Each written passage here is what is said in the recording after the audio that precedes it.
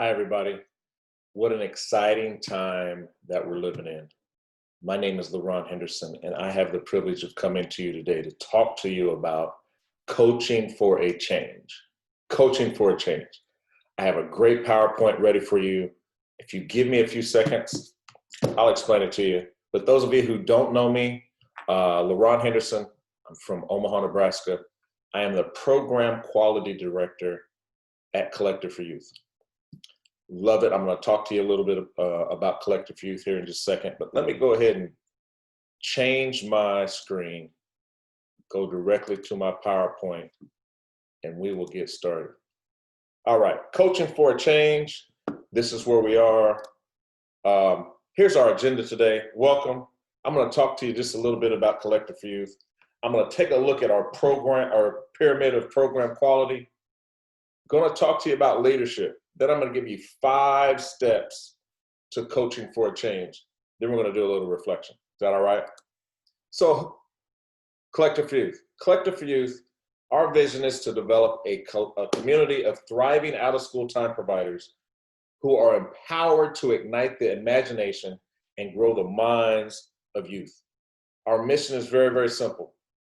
We are a connector for advocacy, resources, and training for out-of-school time providers in Omaha, Nebraska.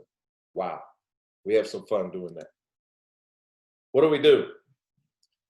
We create systems. We create systems of partnership, quality improvement, professional development, collective fundraising and grant management, and we also use data to make our work more vibrant, more fruitful. Our pyramid of program quality is very, very simple.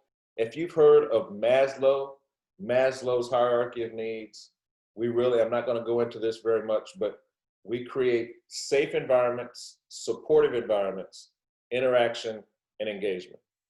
We believe that if we create a safe environment, kids feel welcome, they understand what they're doing, then they feel supported. They feel supported by other youth, but especially by the adults that they work with. And then interaction. In any program that we're working with, interaction is important. But mostly, you can have safe, supportive, and interactive, but if you don't have youth engagement, it's not going to work. So that's our pyramid of program quality.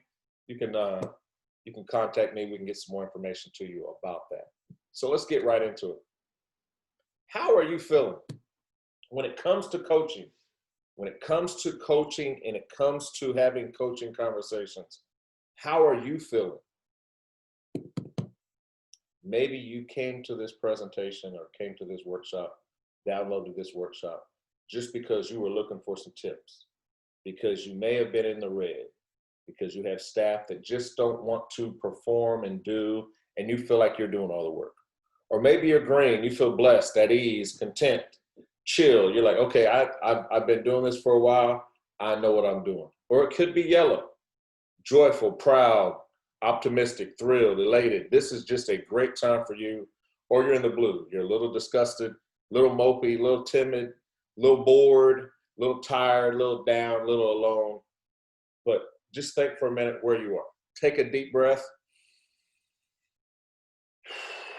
Wherever you are, today we're going to help you. All right? So, what does leadership mean?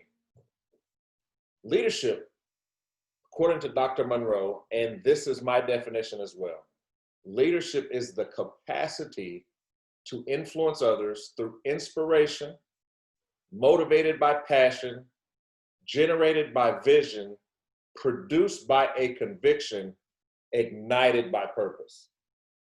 So if you think about that, look at some of those words: influence, inspiration, passion, vision, conviction, and purpose. When it comes to coaching, and it comes to you coaching someone else, it starts with your leadership.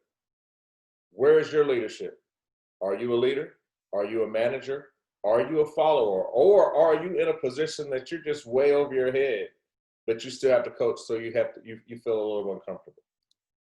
Okay, like I said before, it is essential to start with you first before your team. Now, I'm just going to ask a couple questions. You make sure you answer these questions honestly. Do you have a personal goal for yourself? Do you have goals for your program? How do you communicate those goals? Who do you communicate those goals to? And what kind of environment or culture do you create? Wow.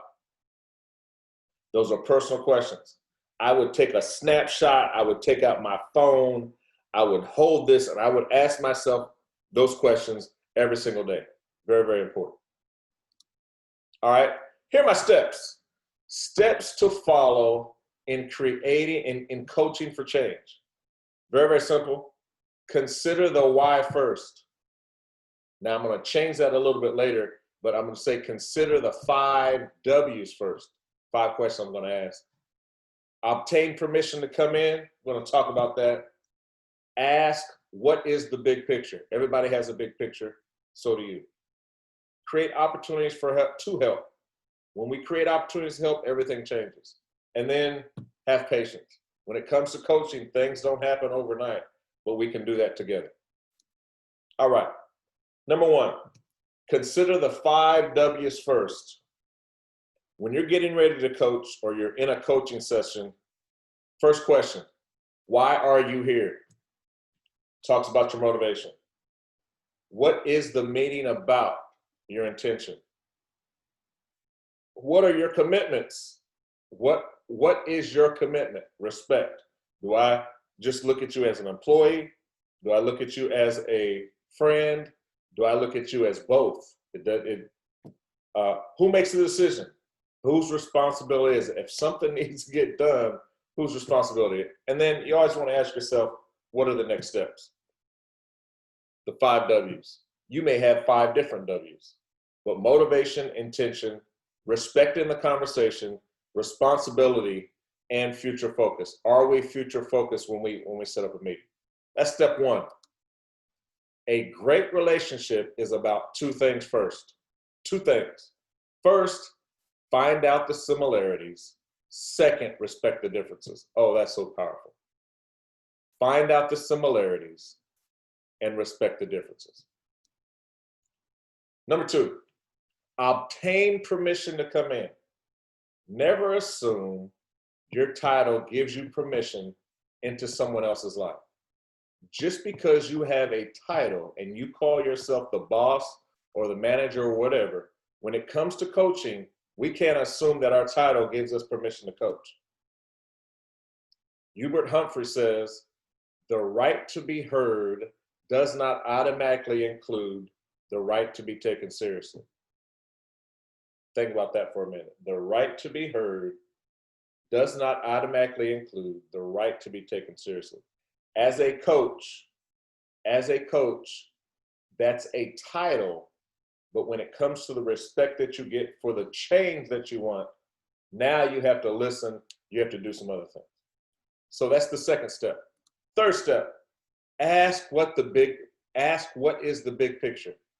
I'm just going to stick with this quote. In the big picture, just as George Harrison, in the big picture, it doesn't really matter if we never make a record or we never sang a song. That isn't important. When it comes to coaching, we have to find what is the big picture of those that we're working with. If it's on the job, is it, I'm just here to put my 8 hours in because I have to provide some shelter and some food for my kids? You don't know. But what's the big picture? As a leader, when we know the big picture for the people that we're working with or even working for, now it becomes more important. It's not about singing a song or making a record or singing a song. It's about, what are we here to do? What are we here to do? Big picture. I'm just here temporarily, but my big picture is I want to own the company. So ask what the big picture is.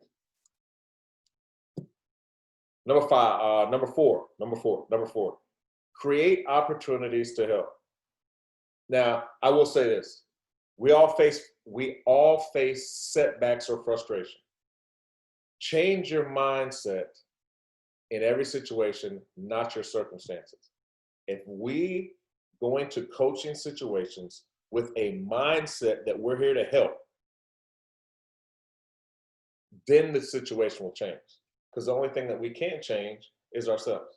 So change your mindset, not your circumstances. Judging is not leading. Judging is not leading. Judging is not leading. Laurent, why are you spending so much time on judging is not leading? Because many times as coaches, we think we know what's going on with the folks that we're coaching, but we really don't. We haven't taken time to learn. We haven't taken time to learn what they're going through, so we don't know the circumstances. And then moving away from reality leads to one, the facts. Assigning motive. We're telling somebody else, making assumptions, and learn helplessness. Well, I'm just going to do it anyway for you because you don't know what you're doing. Every opportunity in a situation is an opportunity to coach. So we create opportunities to help. I suppose it is tempting if the only tool you have is a hammer to treat everything as if it was a nail. Maslow said that. Now, who would think that Abraham Maslow, after making that great pyramid that I showed you at the beginning, would say, I suppose it is tempting if the only tool you have is a hammer to treat everything as if it was a nail. If all we can do is go into a situation and blame or judge or assume or just look down on somebody, that's that hammer that we have. We have to change our mind and then change our circumstances. Hopefully that makes sense.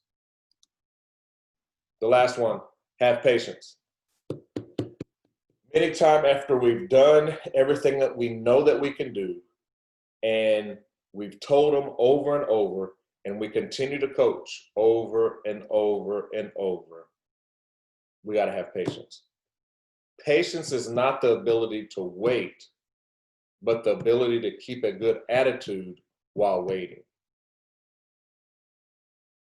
Patience is not the ability to wait, but the ability to keep a good attitude while waiting. But Laurent, I've told this person umpteen times what to do, how to do it, when to do it, where to do it, showed them, wrote a book on it. Now you have to have this positive attitude. I'm not saying positive, let me a good attitude. That means you're going to treat them with respect, listen to their ideas, but continue to coach them to help them, continue to coach them up. So the 5 steps for coaching for change. Consider the 5 whys. Obtain permission to come in. Ask what is the big picture. Create opportunities to help, and then have patience.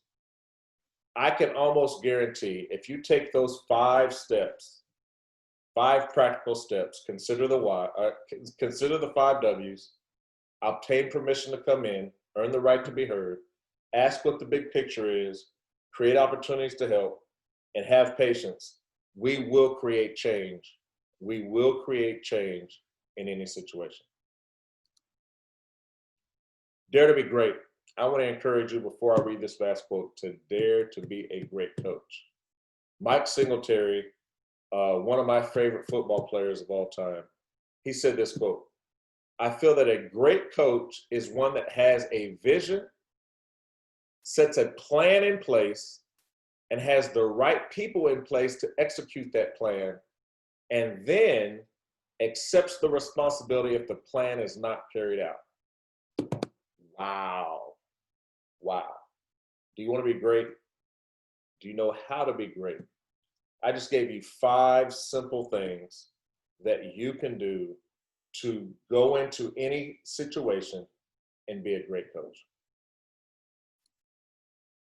If you have questions for me, you can contact me.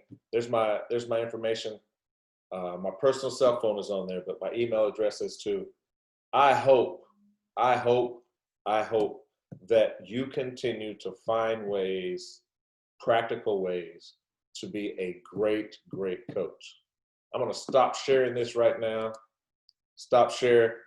Thanks for letting me come into your living room or your rec room or your bathroom or your porch or wherever you are today, just so that I could give you those 5 simple steps. They have helped me do what I do for double-digit years, and I hope they help you as well. Thank you.